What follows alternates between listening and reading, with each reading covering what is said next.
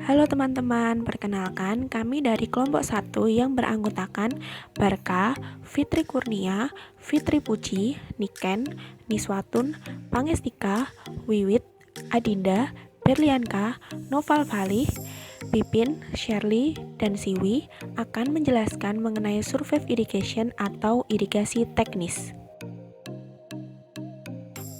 Adapun elemen-elemen yang kami jelaskan meliputi pendahuluan, deskripsi, sejarah, kelebihan dan kekurangan, jenis tanaman, jenis tanah dan topografi, sumber air dan kaitannya, kondisi iklim, serta kesimpulan. Sekarang kita masuk ke bagian pertama, yakni pendahuluan mengenai latar belakang.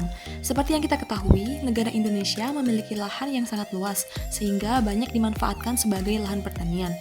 Hal ini menjadikan pertanian sebagai salah satu sektor utama yang dapat menunjang perekonomian negara Indonesia. Selain itu, kebutuhan sehari-hari masyarakat seperti sandang, pangan, dan juga papan dapat terpenuhi. Untuk menunjang kegiatan pertanian agar tetap produktif, dapat dicapai dengan manajemen air yang baik. Air banyak digunakan pada proses pertanian karena memberikan pengaruh pada proses pertumbuhan serta perkembangan pada tanaman. Selain itu, komponen penyusun terbesar pada tanaman adalah air, sehingga perlu diperhatikan kondisi pengairan yang ada di sekitar lahan sehingga dapat menyuplai kebutuhan air pada tanaman. Air yang digunakan pada proses pertanian dapat berasal dari hujan maupun irigasi. Penggunaan sistem irigasi yang sesuai dapat memaksimalkan produktivitas pada pertanian, serta penggunaan air dapat efektif serta efisien. Terdapat beberapa jenis irigasi yang diterapkan. Hal ini dikarenakan adanya kondisi lahan serta kebutuhan air yang berbeda-beda di tiap komoditas. Jenis irigasi yang akan dibahas pada video ini berupa irigasi teknis atau surface irrigation. Nah, untuk deskripsi dari surface irrigation adalah irigasi yang berasal dari air mengalir di atas permukaan tanah seperti sungai atau danau. Pada lahan yang menerapkan irigasi teknis memiliki jaringan irigasi dengan saluran pemberi yang terpisah dari saluran pembuang. Hal ini bertujuan untuk mempermudah penyediaan dan pembagian air di lahan tersebut. Pada perkembangan irigasi di Indonesia terjadi di beberapa masa. Pada masa prakolonialisasi, irigasi pada lahan pertanian dilakukan oleh masyarakat yang menggunakan lahan pertanian tersebut. Pada masa ini memiliki karakter berupa adanya kapital sosial yang kuat dalam mengelola irigasi, yakni diwariskan dari generasi ke generasi. Selanjutnya, pada masa kolonialisasi, perkembangan irigasi ditunjang oleh keikutsertaan dari pemerintah dalam pembangunan irigasi. Hal ini mempermudah dalam kegiatan pertanian dalam pengaturan irigasi yang digunakan serta bertujuan untuk mengurangi kelaparan yang ada pada masa tersebut. Kemudian, pada masa Perang Dingin, pembangunan irigasi dilakukan untuk menunjang revolusi hijau untuk menghasilkan varietas padi yang unggul. Sebagian besar pengeluaran pemerintah dialokasikan pada kegiatan pertanian, salah satunya adalah digunakan dalam membangun irigasi yang baik.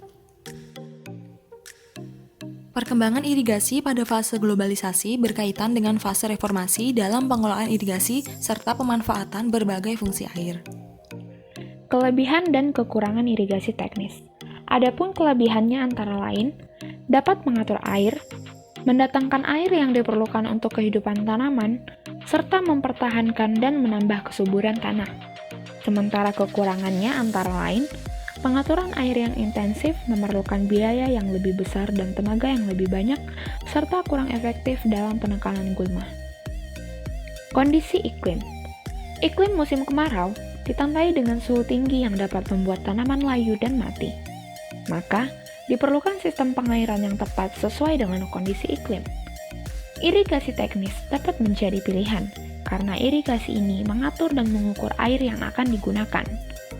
Ketika terjadi musim kemarau panjang, tanaman membutuhkan lebih banyak air, karena laju transpirasinya lebih cepat.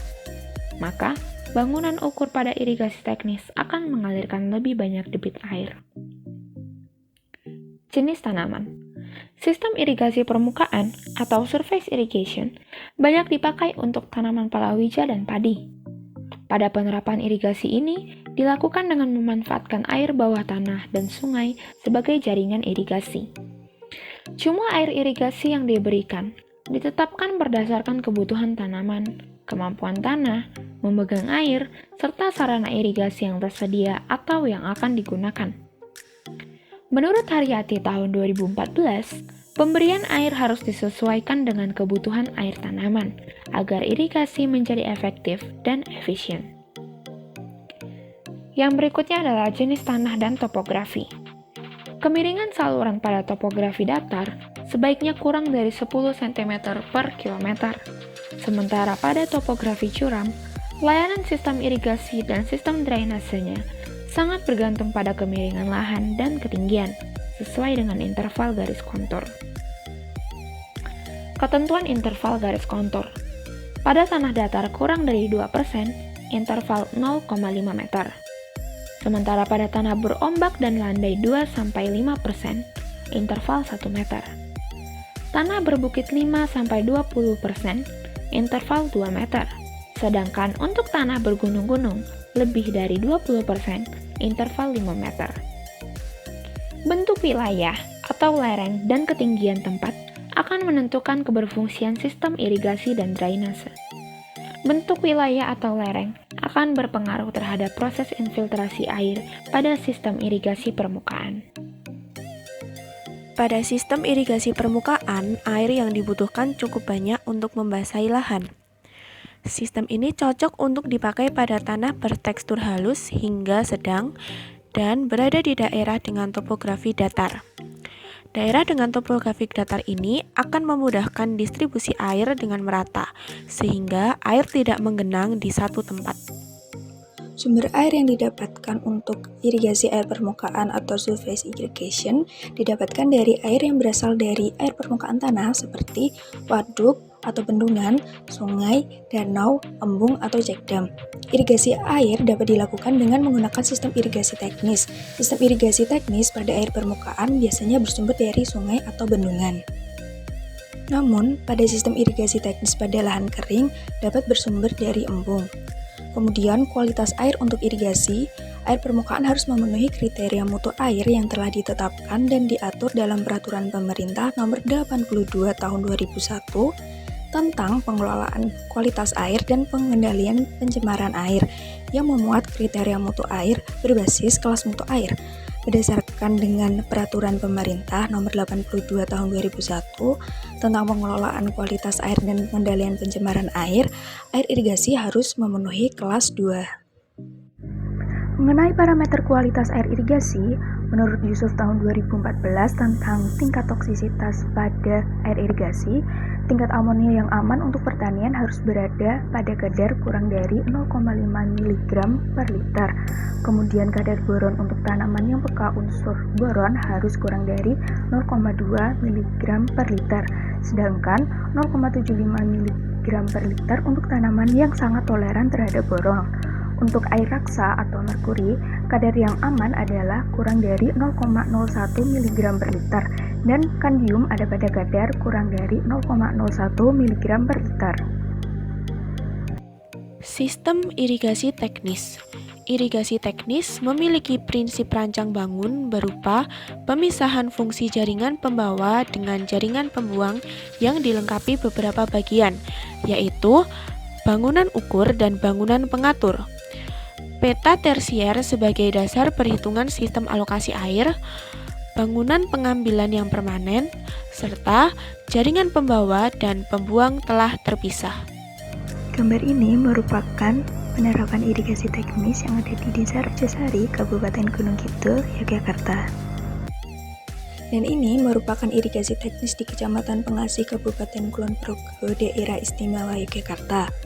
Sistem irigasi pada dua tempat tersebut dapat disebut sistem irigasi teknis karena air pada jaringan irigasi tersebut diatur dan dapat diukur. Kesimpulan yang dapat diambil yaitu sistem irigasi permukaan merupakan suatu sistem irigasi yang diambil dari sumber dengan bendungan atau pengambilan bebas. Input produksi seperti benih, pupuk, pestisida, tenaga kerja berpengaruh terhadap ketersediaan air. Demikian penjelasan dari kelompok kami, semoga bermanfaat dan terima kasih. Sampai jumpa.